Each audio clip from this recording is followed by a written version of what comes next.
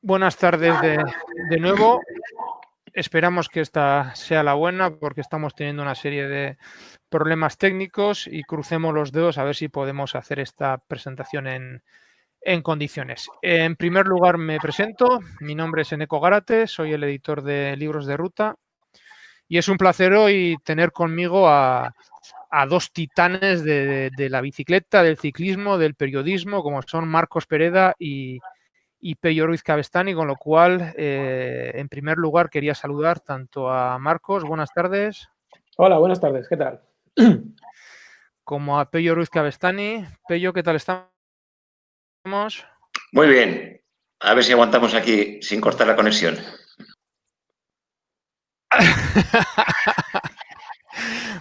Parece que va a ser el principal hándicap que tenemos hoy, que no sé por qué el ancho de banda nos está dando algunos problemas, con lo cual pediros disculpas.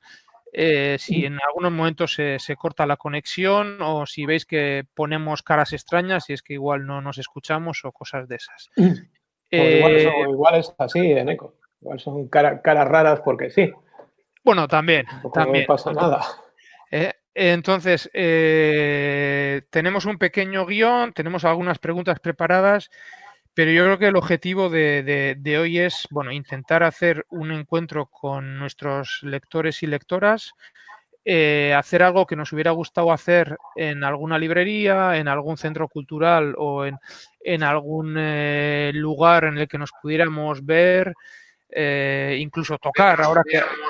Pero bueno, tal y como están las cosas, yo creo que tenemos que conformarnos con hacer una presentación virtual y os invitamos a que nos dejéis vuestras preguntas en el chat. ¿eh?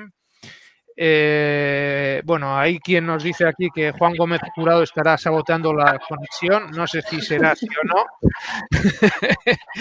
pero bueno, podéis ir dejándonos ahí las preguntas y intentaremos contestarlas.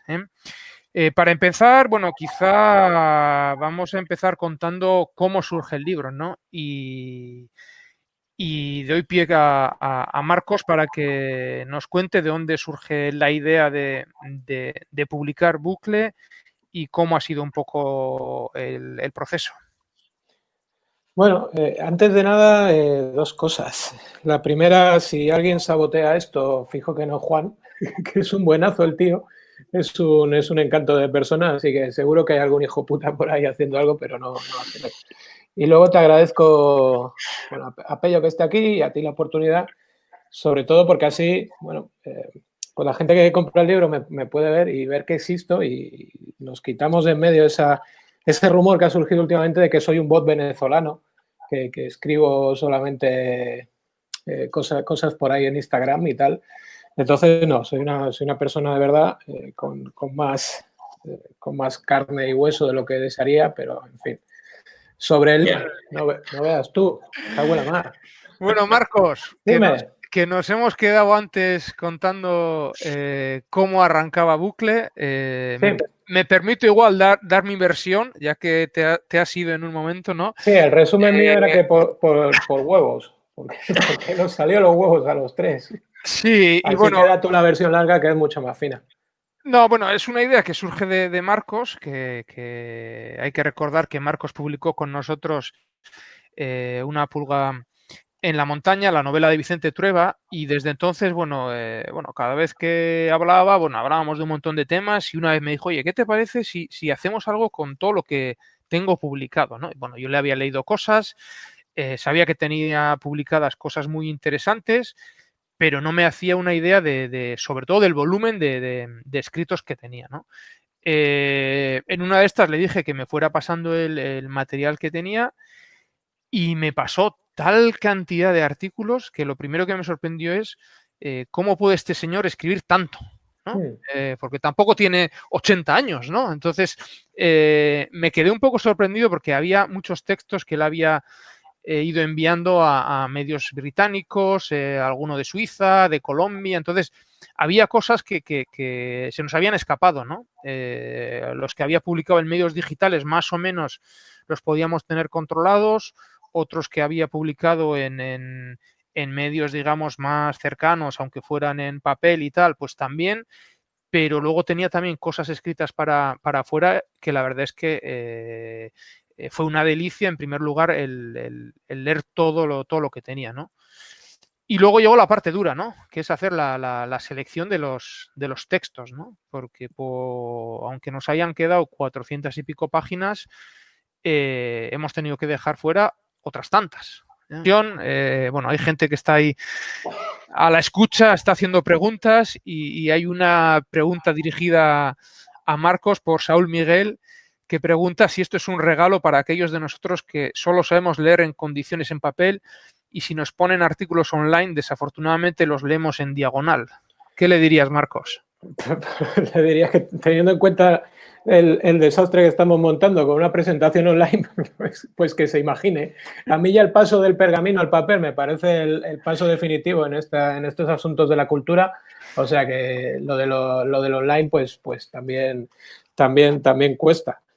Te puedes imaginar. Saludad a por cierto, que este es comentarista Eurosport y si no, luego atiza. No, es verdad. Pello, por si te ponen alguna carrera vieja, el día que el de Bre te dice, no, mira, ha atacado en el momento inadecuado, Pello. Yo creo que no llega. Bueno, me deja rebatirle. Ahí estamos. Bueno, Marcos, lo hemos dejado, creo, explicando cómo fue la selección de los textos. Yo estaba diciendo que fue bastante más fácil de lo que a priori me esperaba, sobre todo por el volumen de textos que teníamos entre manos y porque no queríamos publicar algo de 800 páginas. Tampoco hemos sido quizá muy escrupulosos ni hemos metido la tijera en exceso, porque bueno, podíamos irnos a otro libro más pequeñito y al final han quedado 400 y pico páginas. ¿Cómo has vivido tú este proceso de descartar tus propios textos, de tus criaturas, ¿no? ¿Cómo ha sido ese proceso? Pues mira, esto es curioso. Yo pensaba que iba a resultar más complicado. A mí de primeras me encantan los libros súper gordos y yo quería hacer una cosa que premiase un poquitín al comprador también, teniendo en cuenta que varios de estos artículos los puede leer, como dice Saúl, aunque sea en diagonal online, y quería que fuera una cosa así, pues eso, muy grandota para que tuviera sustancia. Y yo pensaba que me iba a costar más la selección, porque los criterios de selección que marcamos desde el principio, al final ibas quitando de forma casi natural los textos que sobraban, ¿no? Bueno, pues textos que no se repitan. Si cuentas la misma historia en alguna parte de dos textos, pues te quedas con uno. Eso es fácil. Textos que no estén demasiado pegados a la actualidad o que puedan estar descontextualizados en otro momento. Pues eso también es fácil. Textos que a lo mejor haya ya publicaciones especializadas en castellano, publicadas por la editorial tuya o por otras que se refieran a esa historia. Pues también, al final, quitando de aquí y de allí, nos quedaron solamente, no sé si a lo mejor 4 o 5 artículos en los que teníamos dudas tú y tenía dudas yo. Pero sí que me pareció me resultó, mejor dicho, más sencillo de lo que a priori me parecía.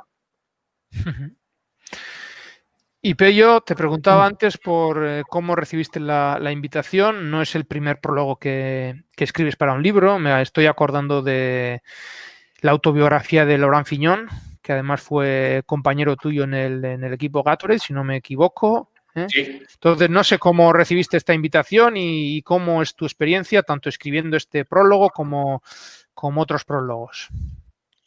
Recibí la invitación de Marcos, al que, bueno, le seguía por los artículos, ¿no? Lo que pasa es que muchos de los artículos que tienen el libro no están publicados aquí y no es lo mismo. Yo también soy más de leer en papel.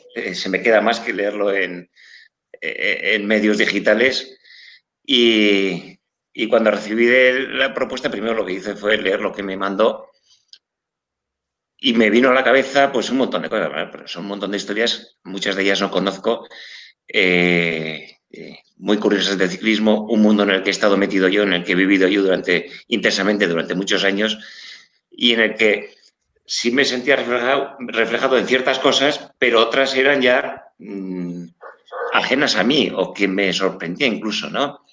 Y luego ya otras de otras épocas de ciclismo, historia de ciclismo, que me llamaban mucho la atención. Por eso también lo que decíamos de Marcos, a mí también me impresiona, me llama la atención como a mucha gente, como a ti, Eneco, pues lo prolífico que es, ¿no? La cantidad de cosas que escribe y que llegas a dudar de su edad. Aquí lo tenemos en carne y poco hueso, pero yo creo que es una especie de Jordi Hurtado que cuenta historias que posiblemente vivió él a principios del siglo XX o a finales del XIX y por eso las cuenta con tanta naturalidad. ¿Quieres decir algo, Marcos, o sigo con mi...? No, la verdad es que me ha encantado. Estoy aquí totalmente estremecido, así que mejor continúa. A Pello le llamamos, o bueno, fue una idea conjunta lo de para que escribiese el prólogo, porque además pensábamos que era quien mejor cuadraba con el tono medio de los artículos, ¿no? Porque al final escribir sobre la épica del ciclismo, sobre todo si has sido ciclista, es muy fácil. Escribir sobre las miserias del ciclismo, sobre todo si has sido ciclista, es muy fácil, pero tener el punto de vista ese un poco irónico y socarrón, pues oye, no es tan fácil, no le tiene todo el mundo en la vida y mucho menos en un pelotón que al final son 250, 300 tíos. Entonces yo creo que el nombre Pello caía casi de suyo, ¿no? Y luego que ha sido un prologuista muy bueno siempre, y Thierry Marino dijo que no, que era el prologuista que teníamos pensado. Vamos por Pello Ruiz Cabestany.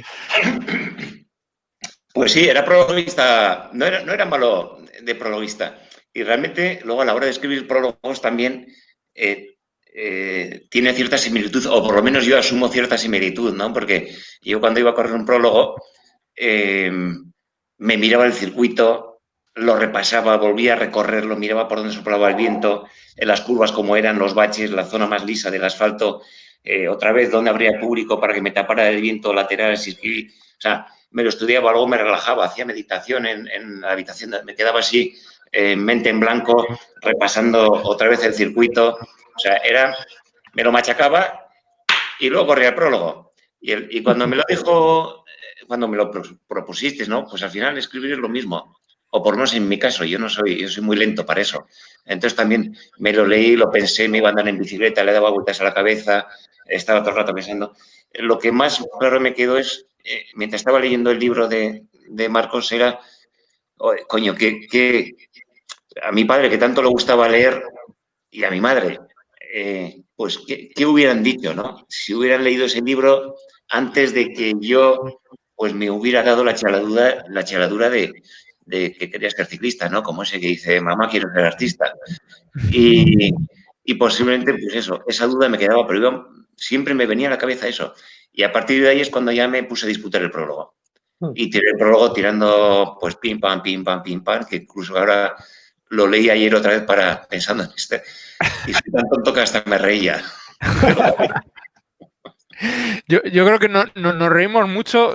Yo, sobre todo, la primera vez que recibí el borrador me reí mucho porque, bueno, yo creo que lo que decía Marcos, ¿no? El tono del prólogo también va mucho con el tono que maneja habitualmente Marcos, ¿no? Sí. Y antes en la presentación se me ha olvidado una cosa, y es que, bueno, he mencionado que Pello escribió el prólogo, por ejemplo, para la autobiografía de Laurent Fignon, que se tradujo aquí como Éramos jóvenes e inconscientes, si no me equivoco, editado por Cultura Ciclista.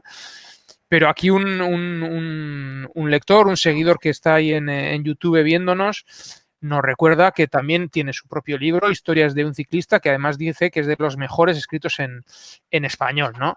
Entonces, Samain Danzig, que es un clásico de estas cosas también. Debe tener toda la colección de libros y de vídeos, los tiene ahí en un DVD. No, entonces, bueno, que es un libro que además yo lo recomiendo, que todavía además sigue en distribución, todavía se pueden encontrar ejemplares, aunque es un libro de 1997 o por ahí, ¿no? Que ya tiene sus añitos, pero bueno, además en un formato así, tapadura, fotos, ¿no? De esos que nos gustan también, y entonces, bueno, es un libro que yo también recomendaría, ¿no? Y luego Digo que tenía reciente mi mundo, mi vida en el mundo del ciclismo, entonces, digo, lo tengo que aprovechar, ya sé que es de hace muchos años, en esa época tampoco había el entusiasmo que hay ahora por la lectura de temática del ciclismo y también yo, en cierta manera, me acordaba que tenía que, lo hice pensando en los artículos que había escrito en periódicos durante el tiempo que yo estaba compitiendo, ¿no? y muchos de esos artículos los escribía al acabar la etapa, en el Tour de Francia, en la Vuelta a España, y lo escribía desde dentro, ¿no? O sea, con ese cansancio que tienes en el cuerpo que dices que te da igual todo, entonces, y luego pues tuve que seleccionar. Pero bueno, es un poco, es muy diferente al libro, y por supuesto no también escrito como el de Marcos. Roberto Pañín también hace unos articulazos después de acabar la etapa. Pero vamos, ¿Articulazos se llaman ahora?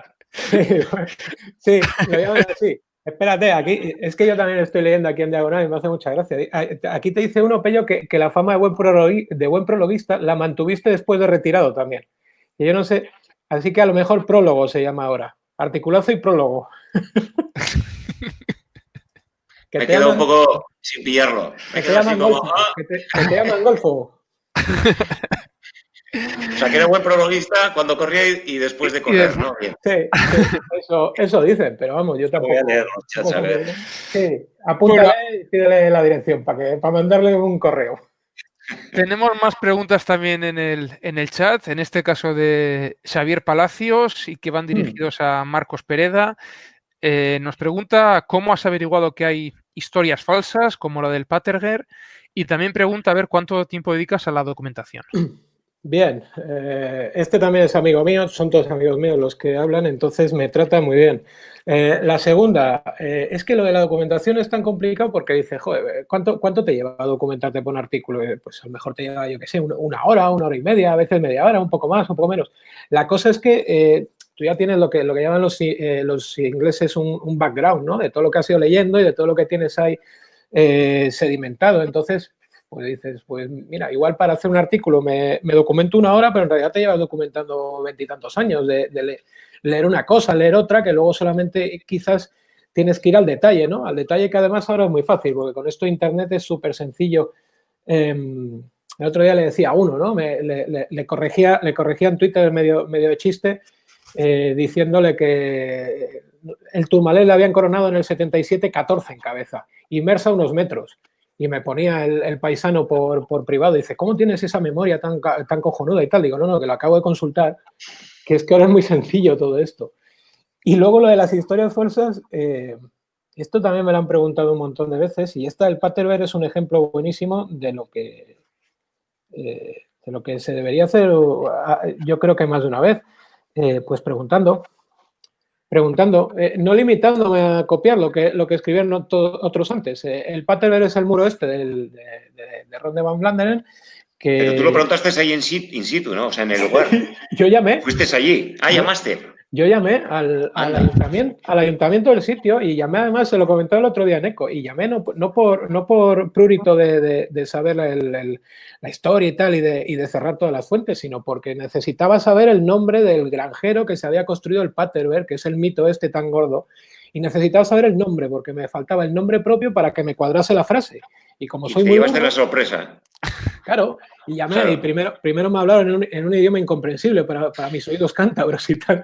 Ya me hice entender ahí con la chica que me cogió el teléfono del ayuntamiento de allí de Flandes, del municipio este de Flandes, me hice entender medio en francés, medio en inglés, y me pasó al alcalde, que el alcalde había sido el concejal de Obras Públicas, diríamos hoy aquí, en los años 80. Y en contra de lo que sucede en España, el concejal de Obras Públicas acabó de alcalde en lugar de la cárcel. Entonces pude acceder fácilmente a él y me contó que no, que en realidad... Por cierto, fíjate, también hubo aquí algo de golferío, porque dice, no, nosotros asfaltamos aquel camino que estaba sin asfaltar porque llegaba a los prados de un amiguete mío. Me dijo, mira, pues eso lo veo de lo más normal. Y yo, ¿y por qué echasteis adoquín? Y decía, no, porque queda mucho más bonito. Pensamos que queda más bonito y tal. Lo que quiero decir con esto, que es una anécdota que parece de coña, pero es cierta, es que muchas veces nos limitamos a repetir lo que han escrito otros antes, y ir a las fuentes no es tan difícil. Hombre, ir a las fuentes de 1903 o de 1905, pues sí que te exige un trabajillo, ¿no? Y tienes que ir igual a una hemeroteca y la gente suele estar muerta, pero, joder, algo que... No sé si la primera vez que se subió el Paterberg sería en el 86 o por ahí. Saúl lo sabrá, que tiene memoria para esto. Coño, es bastante fácil que alguien lo supiera de primera mano. Pues no, la gente, pim, pam, una vez detrás de otra. Y este año, cuando se suba el Paterberg en octubre, me parece que es de Ronde este año, os garantizo que los periódicos más importantes de este país van a volver a contar la historia del Paterberg mal. Yo tengo ahora una pregunta para Marcos, porque repasando antes los contenidos del libro, que lo tengo aquí entre manos, por si no lo habéis visto, también hablamos de que los contenidos tenían que ser tanto de los primeros tours o de ediciones pasadas de las carreras, como de ediciones muy recientes o de corredores en activo, ¿no? Entonces, pues Marcos, lógicamente, tenía que escribir de Benepul y escribió de Benepul, tenía cosas escritas de Bernal y las incluimos, tenía cosas escritas de Van der Poel, lo metimos y me preguntaba, ¿no será gafe? Sí. ¿No? ¿No será gafe? De Benepul, una cosa, ¿cómo te informaste de cuándo fue concebido? ¿De cuándo fue concebido? No, o sea, yo, a ver... ¿O lo imaginas? Ciertas cosas, sobre todo cuando hablo de temática sexual y de deporte de alto nivel, que son dos aspectos que yo por circunstancias de mi vida no he manejado demasiado, ahí ya entra la fantasía. La fantasía, porque no... Vale, pensaba que habías llamado, oye, ¿cuándo...? No, porque además no pude, no me coincidió. Pensaba ver, se lo preguntaba a Edimers cuando le entrevisté, pero no le veía yo ahí no le veía yo por la labor. Digo, a ver si al cabrón este le van a llevar caníbal por algo en especial y se me enfada. Que además, últimamente se me están enfadando los grandes del ciclismo flamenco, yo no sé por qué, ¿eh? Que estoy teniendo más que palabras con esa gente. Bueno, a lo que iba, gafe, sí, completamente. He tenido 2 charlas durante este Tour de Francia, una el día antes de empezar y otra el primer día de descanso con un amigo mío, que es Guille Ortiz, también para un canal de Twitter. En la primera charla di de favorito indiscutible a Thibaut Pinot y de posible outsider a Tom Dumoulin. Y en la segunda charla dije que veía muy bien a Egan Bernal en progresión, que Roglic no iba a estar para nada. Entonces, bueno, yo creo que está bastante claro que soy gafe. También dije que Enric Mas iba a hacer top 10, o sea que posiblemente mañana no salga por lombrices o algo por el estilo, porque soy una persona con muy mala suerte con estas cosas. Tengo que aclarar, como soy completamente contrario a todo esto de las apuestas online, en las casas de apuestas y estas chorradas que patrocinan equipos de fútbol, lo que hago es boicotearlo desde dentro. Entonces, cada vez que me preguntan por una previsión, no sé si estamos patrocinados por alguna casa de apuestas en ECO. Ojalá, porque eso significaría que tendríamos medios para emitir bien y esas cosas, ¿no? Digo yo. Que no. Pobres pero honrados. Entonces yo lo que hago es eso. Desde dentro les voy quitando sus peculios. No, lo decía porque ya sabes que los editores solo pensamos en vender, vender y vender, ¿no? Entonces, ayer estaba pensando, ¿por qué no he escrito nada de Pogačar, no? Bueno, directamente. Digo que, bueno, hay cosillas ahí de la última vuelta, si no me equivoco, y de Roglic y tal, pero parece que aquellos a los que les has dedicado un artículo, que creo que son Evenepoel, Van der Poel, que bueno, Van der Poel al final ha ganado, pero tampoco parece que esté andando como el año pasado, ¿no? Sí, Dumoulin también, Alaphilippe, no, estoy bastante bien. Pogačar no he escrito sobre él por una razón muy sencilla, y es que yo soy vecino, yo vivo en el mismo pueblo que Machín, entonces me lo ha prohibido terminantemente. Me vi un día tomando un café y me dijo que no, que con la fama de gafe que arrastro, que por favor que no escribiese nada sobre ese tío. Bueno, Pello, ¿y tú cómo estás viendo el Tour? A Marcos no le vamos a preguntar porque basta que dé un pronóstico para que hunda a ese ciclista. ¿Cómo estás viendo tú el Tour? No sé, no me atrevo que hable de mí, Marcos. Bueno, el Tour, ¿cómo lo estoy viendo? ¿Qué digo? Algo así, la etapa de la lluvia, que me pareció ese control por parte del pelotón. No sé, hay cosas que me están llamando mucha atención. El Ineos, por ejemplo, que ha estado dominando durante todos estos años, ¿por qué ahora de repente no andan nada? O sea, hay corredores que incluso hay un mínimo de dureza y ya se están quedando, cuando antes era un equipo que todos estaban delante, aguantaban delante, dejaban al pelotón diezmado y ellos seguían ahí tan pichis, ¿no?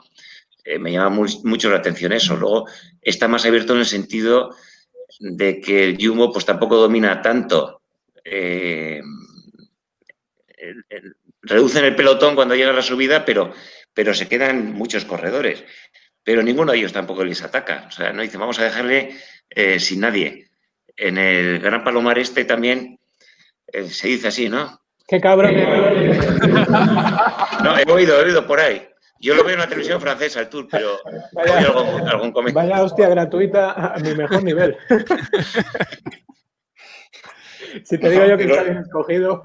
Los 3 días de la avería se han suspendido este año, ¿no? Sí, sí, sí.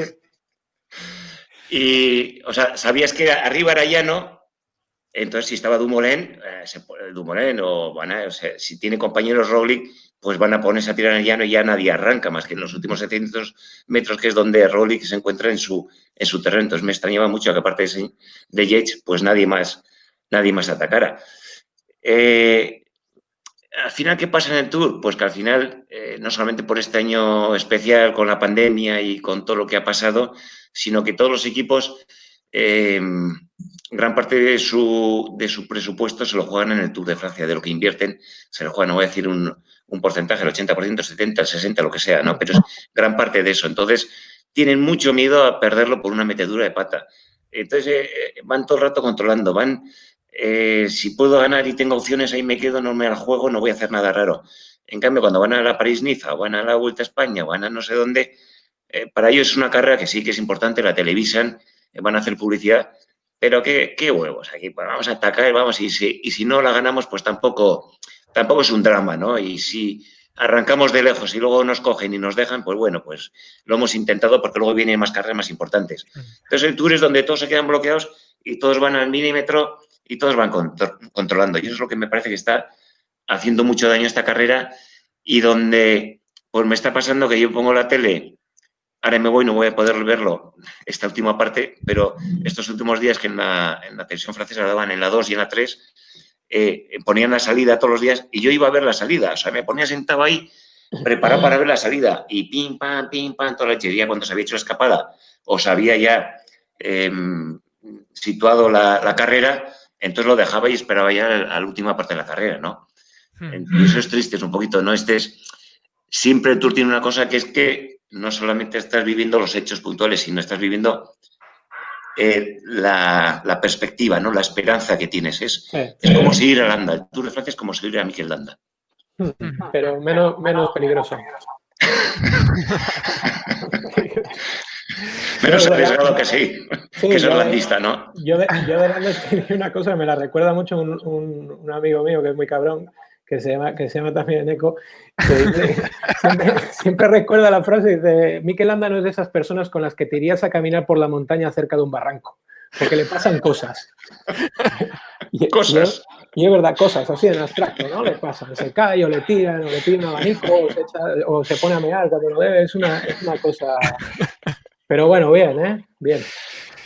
No, pues estaba yo ahora mirando, cuando estaba hablando Pello, ¿no? De la importancia que ha adquirido el Tour en relación al calendario de todo el año, ¿no? Nosotros el libro lo concebimos como un año ciclista, digamos que está organizado por competiciones o siguiendo un poco el calendario ciclista.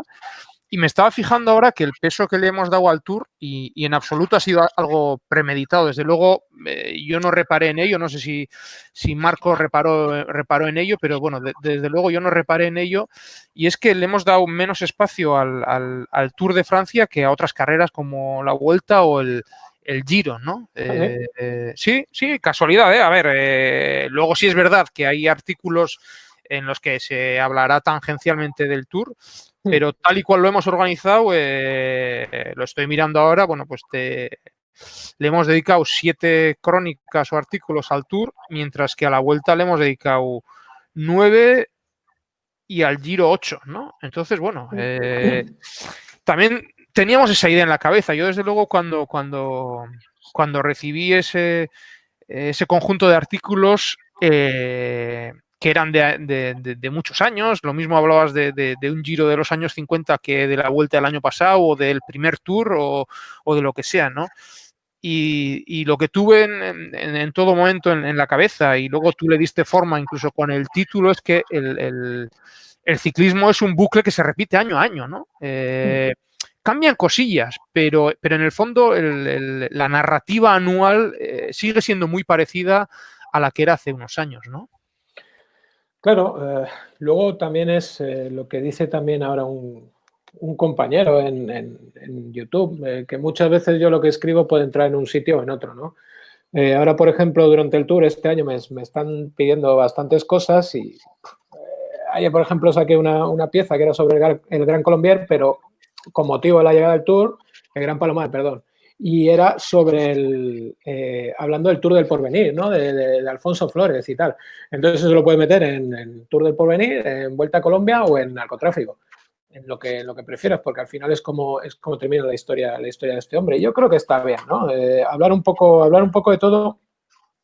Porque yo además, y esto siempre intento repetirlo, las veces que hablo contigo y hemos presentado el libro, o sea, nos han hecho entrevistas o cuando me hacen una entrevistuca y tal, siempre intento repetirlo. Yo tengo mucha suerte en los sitios donde escribo por dos razones.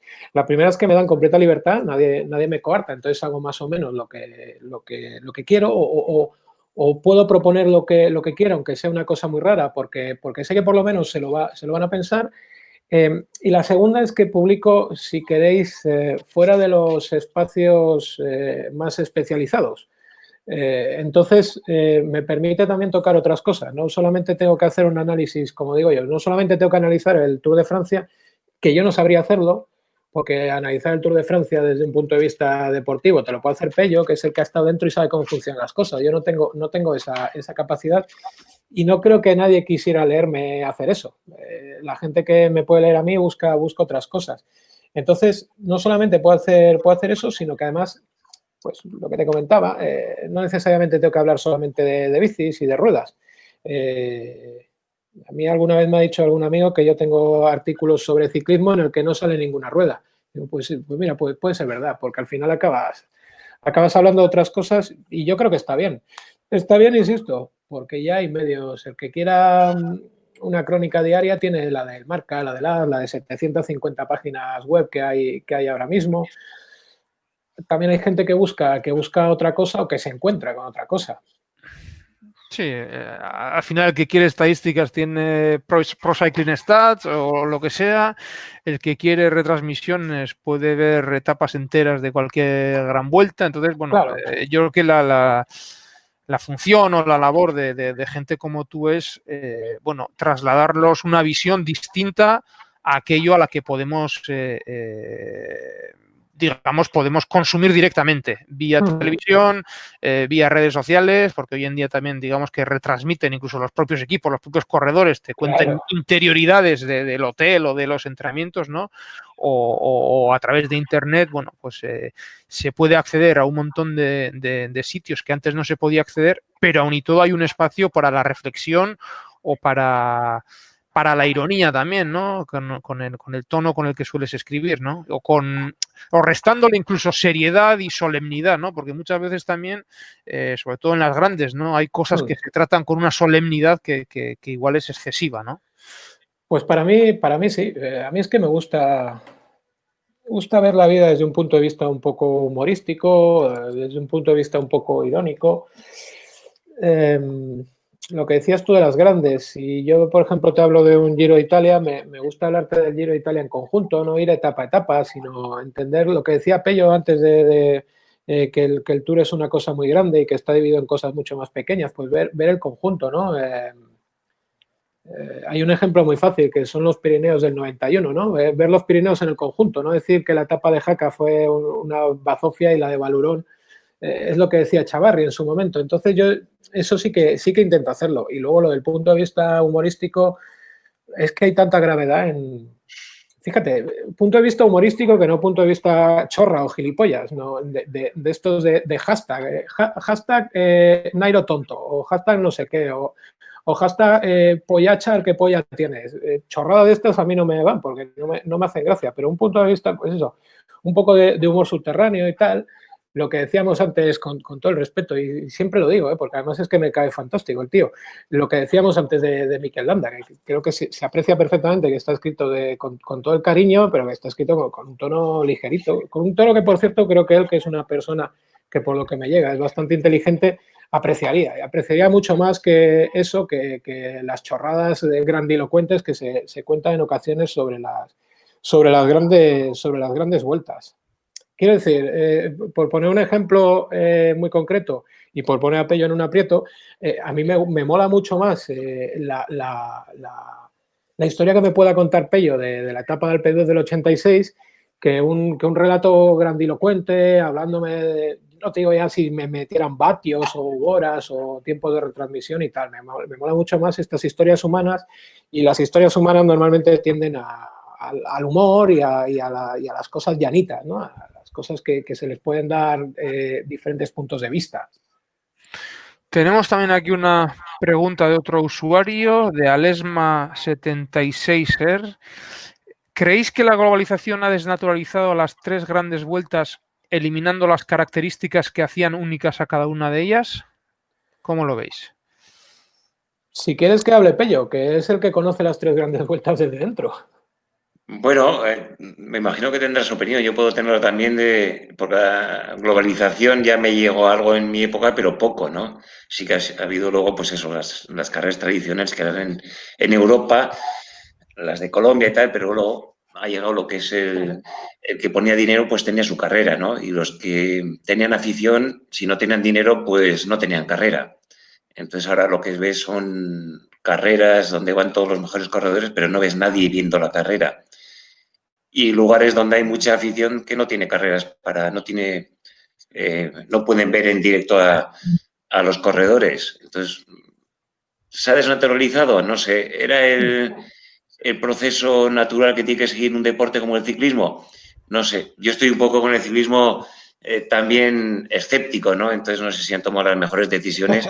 Si necesitaban dinero para el ciclismo y han decidido pues ir a Abu Dhabi o a no sé dónde y hacer carreras que bueno, aportan dinero a la Unión Ciclista Internacional y están los equipos obligados, y luego ves lugares donde hay una cantidad de afición deseando ver a los ciclistas y no tienen ninguna carrera.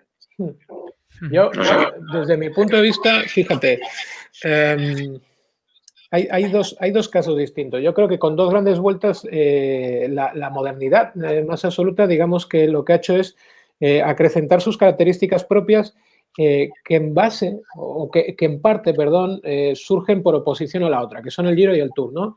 El Tour se ha ido agigantando cada vez más y se ha ido profesionalizando y ultra comercializando cada vez más, y yo creo que el Giro, no sé si, insisto, por oposición al Tour o porque directamente los italianos son así, es su forma de ser y su propio espíritu, se ha ido tendiendo cada vez más, si quieres, a una vertiente más estética, más romántica, más ligera, pero autoconsciente de tu propia grandeza. El Giro vende su propia grandeza de una manera que, por ejemplo, no lo hace el Tour. Y el Tour no necesita vender su propia grandeza porque se sabe grande.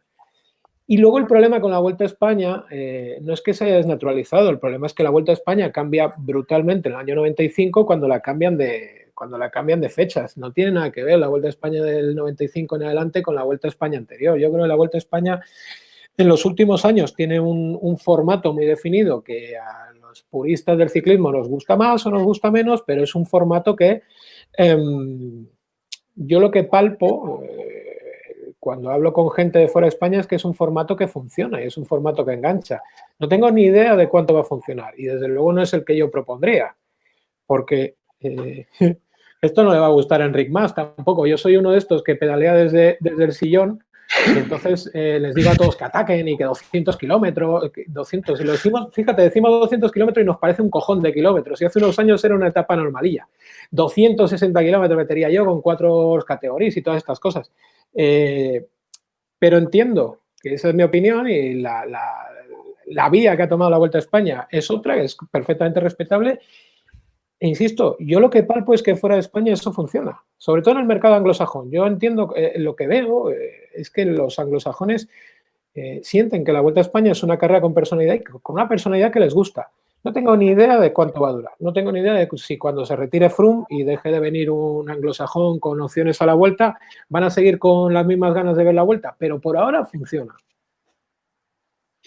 No sé.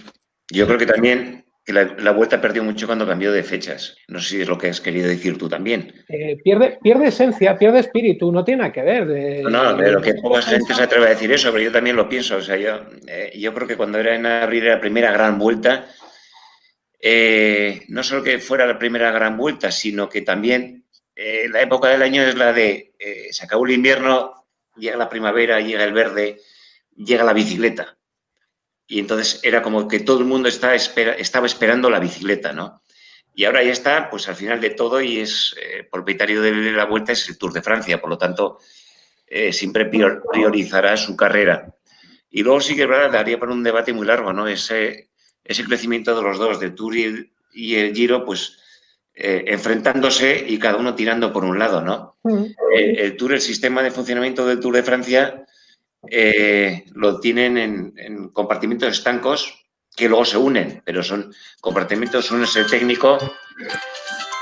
Me cago en la leche, tú. Que no me llame, lo he dicho. A ver si va a ser Antonio Alix. Que será Prudhomme Palomar. Por lo de los 3 días de la avería.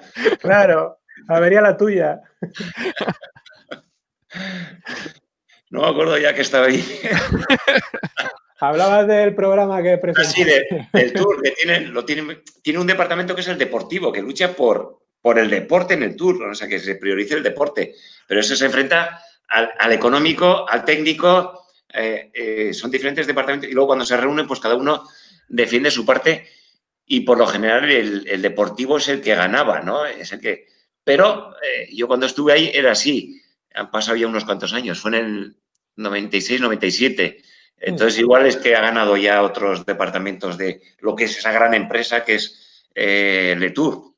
En cambio, el Giro es verdad lo que estás diciendo, Marcos, que en ese sentido han sido inteligentes en el sentido de ir hacia lo tradicional, ¿no? Tú ves el Giro, ves la gente con sus casas decoradas con telas rosas, con la gente haciendo dibujos, locas por las personas locas por los ciclistas, por el ciclismo, por el Giro Italia, y han tirado por ese lado, no tan profesionalizado, o esa sensación da, pero muy atractivo y muy tradicional y muy carismático de Italia, ¿no?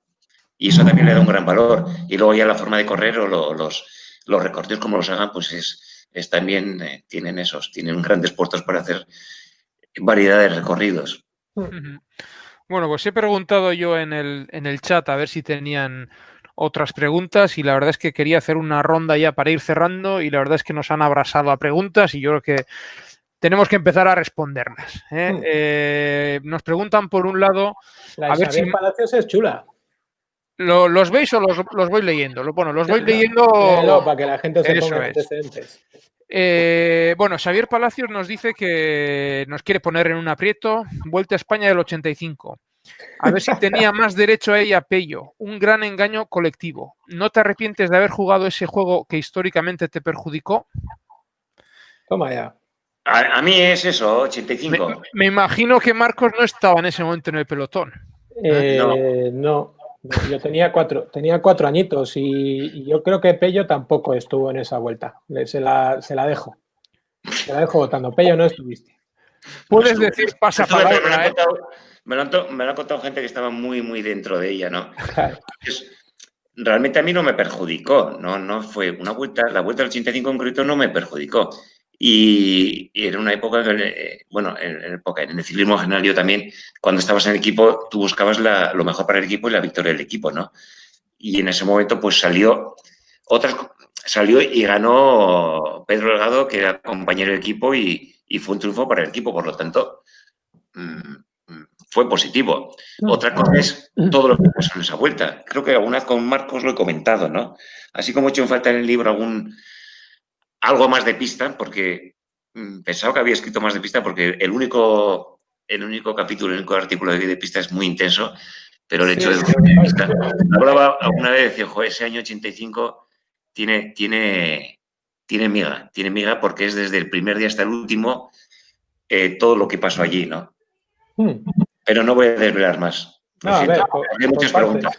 Yo, de lo de la vuelta al 85 alguna vez sí que hablo contigo, no lo voy a desvelar porque yo tengo la suerte de no ser periodista, sino escritor, así que no tengo que... Me podéis contar cosas sin problemas. Que luego las editas en un libro. No, que va. Sí, no las edito porque además soy persona muy discreta y además soy prácticamente abstemio, aunque la gente no se lo crea nunca, así que no me la podéis sacar ni mamándome. Y luego, lo que decías de la pista, es verdad, solo hay un artículo que además no es ni siquiera de pista, porque habla de Hemingway y de nazis y de jazz y cosas por el estilo. ¿Sabes qué pasa? Que es que yo de pista tampoco entiendo mucho. Es que lo has escrito, el que has escrito yo lo he vivido, porque yo he corrido 6 días, pruebas de 6 días en Grenoble, claro, en París, en Burdeos, en Madrid. En Madrid yo dormía en una autocaravana debajo de los perantes. Bueno, yo, todos los ciclistas. Y me acuerdo que un día... ¿Pero eso durante la prueba de los 6 días o en general? Claro, el origen de los 6 días... semana. No, todos los 6 días. Los 6 días dormías en... O sea, y en París también dormía en la pista. Lo que pasa es que París, en el velódromo, tenía como habitaciones debajo de los perantes y de la pista, ¿no? Entonces dormías ahí, pero los 6 días tenías que pasar ahí sin salir de la pista, que viene de las reminiscencias de los orígenes. Claro. Cuando no podías, estaba un tío solo corriendo ahí, luego 2. Claro. Que lo cuento muy bien. Yo, mira, eso por ejemplo no sabía, lo de Madison, de donde venía la palabra. ¿Sabes qué pasa? Que es que como tampoco controlo mucho, también me ha dicho gente que trato poco ciclocross o ciclismo femenino y no es por nada, es que no lo sigo muy poquito y controlo mucho menos y a es lo mejor que lo has descrito muy bien, para... bueno, sí controlas, pero lo has descrito muy bien porque yo en Madrid, que ya es mucho más cerca que lo que tú escribes, ya sabes que yo soy un chavalín, pero ahí lo que era el público a las 2, 3 de la madrugada, pues te imaginas lo que era. O sea, es un poquito lo que cuentas en tu artículo, que no lo voy a decir para que la gente compre el libro. Claro. Pero era eso lo que se veía, la orquesta en la Pelouse, el bar en la Pelouse. Nosotros dormíamos allí y me acuerdo que nos daba de comer los mismos que daban de comer a los mismos corredores que corrían en Amberes, en toda Europa. O sea, eran unos tíos extranjeros y ese día debieron dar una cena, pues, que salió mal y todos se contaminaron, menos los que nos levantamos por la noche de la roulotte, entramos en la pista, fuimos al bar y abrimos unas botellas de whisky Dick. Y eso debió matar todos los virus porque nosotros al día siguiente estábamos como rosas. El whisky de las destilerías Dick, donde acabó la etapa del 85. Y ese mismo whisky me salvó de la cagadera. Es un bucle esto, ¿eh? ¿Cómo lo vemos ahí? Sí. Bueno, hay más preguntas. Hay Álvaro Rona Rivas nos pregunta: ¿a quién creéis que perjudica más la coincidencia de fechas de Giro y Vuelta? Bueno, creo que se referirá a quién perjudicaba. Yo creo que lo habéis respondido más o menos, ¿no? Yo creo que se refiere a este año, ¿eh? La coincidencia de este año. Yo creo que sí. Puede ser, sí. Yo creo que sí. Sí, yo estaba ahí en abril, como habéis estado hablando de la Vuelta y el mes de abril. ¿Qué creéis? ¿A quién perjudicará? Yo creo que este año en concreto, no por coincidencia de fechas, sino sale más perjudicado el Giro por una sencilla razón, y es que es muy difícil doblar Tour y Giro, y en cambio es más sencillo doblar Tour y Vuelta. En el otro lado de la balanza, si alguna se suspende por asuntos sanitarios o si alguna tiene problemas para celebrar algunas etapas por asuntos de tiempo, de climatología, evidentemente va a ser la Vuelta que llega después. Pero yo creo que muy pocos ciclistas de entre los top van a intentar doblar Tour y Giro porque es realmente complicado. No sé. Yo es que lo veo raro. O sea, lo veo que el Tour ha empezado muy alegremente con público sin mascarillas, todos por ahí, y ya están limitando incluso la subida de los puertos y llegadas en auto vacías. O sea que la cosa va en restricción. Yo soy de Torrelavega, que somos noticia nacional, o sea que imagínate. Por eso te digo que no sé. Tengo mis dudas de que acabe la temporada. Pero bueno, eso es. Bueno, yo creo que más que dudas son casi certezas compartidas, ¿no? Porque incluso los propios equipos, cuando han hecho las alineaciones para las carreras, han tenido en cuenta eso, ¿no? La posibilidad bastante real de que la temporada no se acabe, ¿no? No, ya está. Seguimos con más preguntas. Eugenio Peña nos pregunta: ¿creéis que ha cambiado el ciclismo en los últimos 20 años radicalmente? De la época de la barra libre, donde las exhibiciones y recuperaciones eran milagrosas, a esta época de los potenciómetros, donde las fuerzas se miden y regulan mucho más, y hay más miedo a perder que a ganar, con unas etapas bloqueadas hasta 2 kilómetros de la cima, donde solo se disputan unos segundos. ¿Cómo lo veis? Hombre, yo creo que ha cambiado radicalmente eso. Eso no hay ninguna duda. Fíjate, y aquí me voy a ganar enemigos y voy a decir una cosa un poco polémica. Yo no creo que sea por el asunto de la barra libre y no voy a entrar en qué era barra libre ahora, perdón, qué era barra libre antes o qué puede pasar ahora, porque eso, bueno, si lo supiera si lo supiera con seguridad lo contaría con seguridad, pero como no lo sé, pues como comprenderéis en este tipo de marcos, pues no se puede contar. Pero sí que es verdad que esto es muy curioso, porque tú lees crónicas de los 90 y la gente se queja de que en los 80 se atacaba más.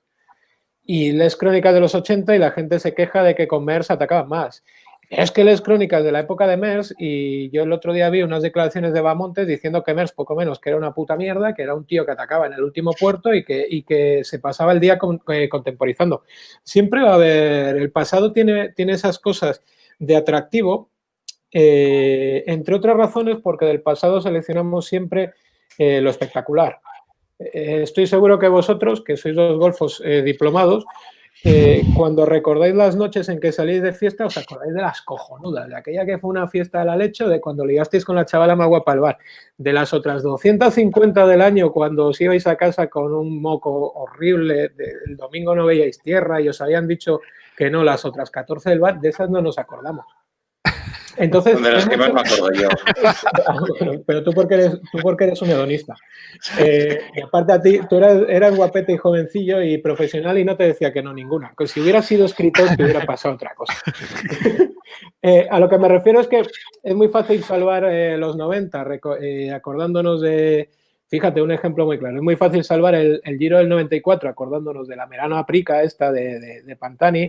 Pero es que el Giro del 94, hasta que llega a esa etapa, todo el mundo dice que está siendo una cosa de perfil muy bajo, que está siendo muy aburrido, etcétera, etcétera. Con esto no digo que la tendencia no sea a atacar cada vez más tarde, a conservar cada vez más y a controlar cada vez de una forma mucho más sostenida. Pero sí que es verdad que en ocasiones la memoria, incluso cuando la memoria es cierta, nos traiciona. No, estoy de acuerdo en que la memoria te hace recordar las buenas etapas de años anteriores, ¿no? Y ahí te tengo que dar la razón, y es verdad, yo también lo pienso, que muchas veces estamos criticando, sigue siendo igual de duro el ciclismo, pero hay cosas que sí que han roto la espectacularidad, y una cosa es el pinganillo, y otra cosa posiblemente sea el potenciómetro que va la gente mirando y regulando su esfuerzo, ¿no? Entonces, podemos discutir eso, ¿no? De que si era más combativo antes, menos, ¿no? Cuando la barra medio libre o la menos medio o lo que sea. Pero lo que sí creo que es indiscutible es que antes el corredor iba en carrera y cuando se hacía la selección en el puerto, los corredores se miraban unos a otros, dudaban, hacían un amago, tanteaban, ya se habían aprendido cuando hacía el quiebro con las rodillas que estaba jodido. Entonces digo, cuando haga el quiebro con las rodillas, sí, había gente que hacía así. El de Lemon, ¿no? El famoso. Claro, entonces ya, ostras, le tengo pispado. Y arrancaba. Agarraba Lemon, que cuando sacaba el ángulo obtuso Lemon con las rodillas. Eso es.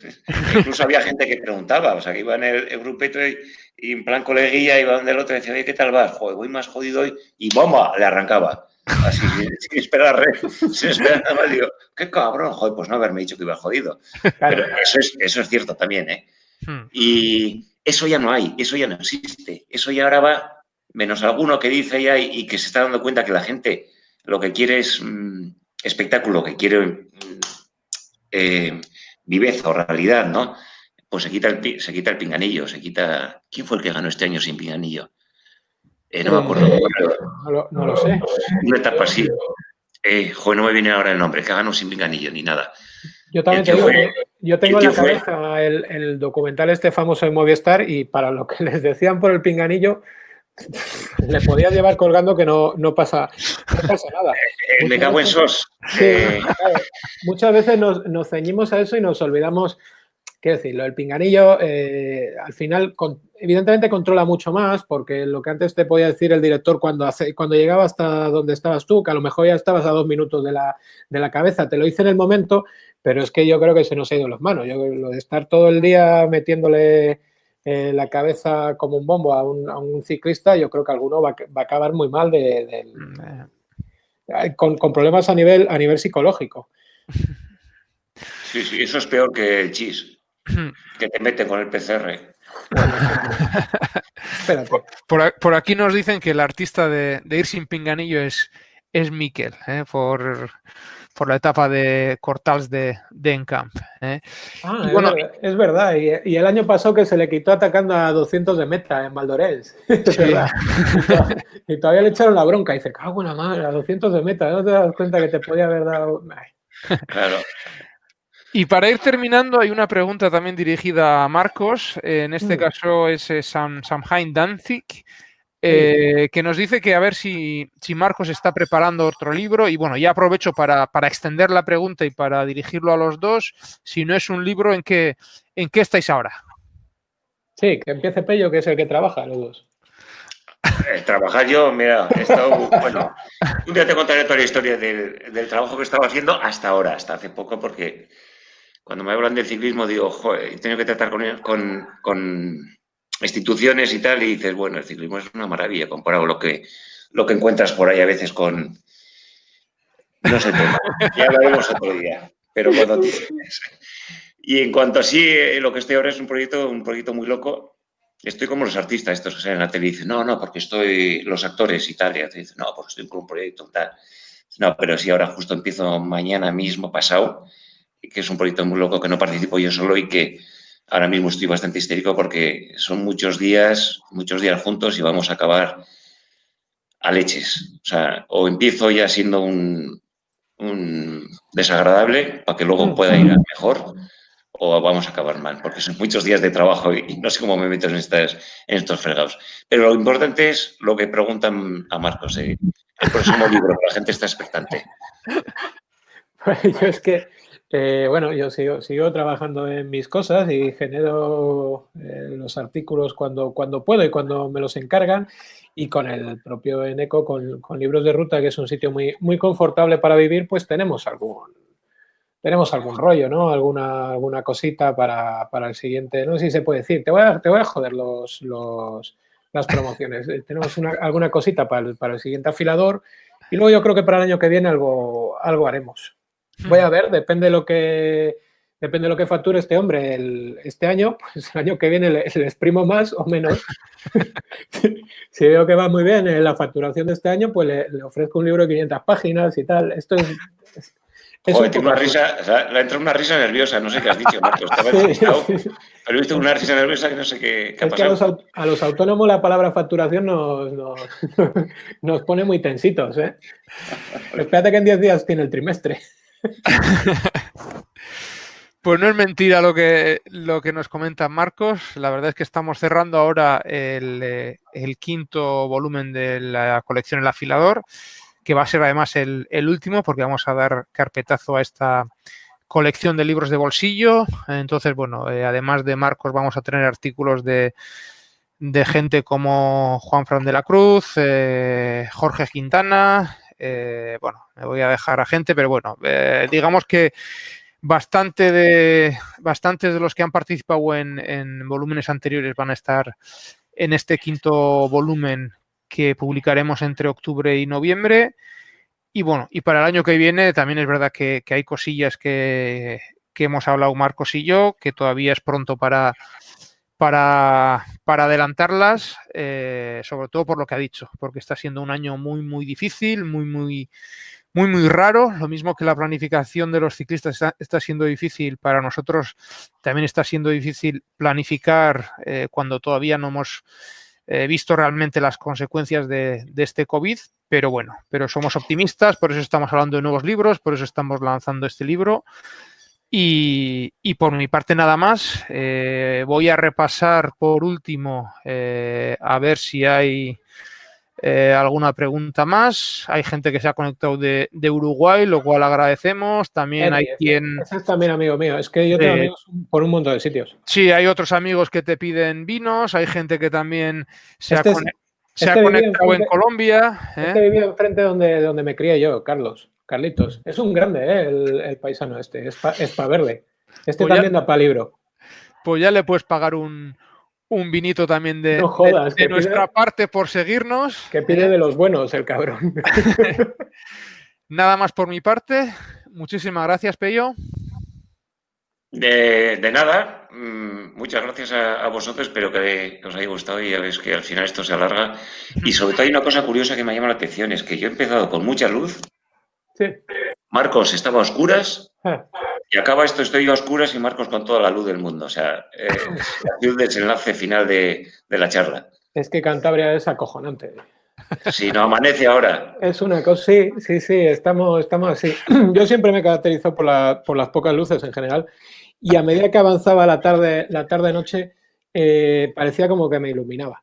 Entonces, acababa teniendo un cierto halo alrededor de la cabeza que resultaba a la larga, pues eso, fuente de anécdotas. Una cosa un poco rara.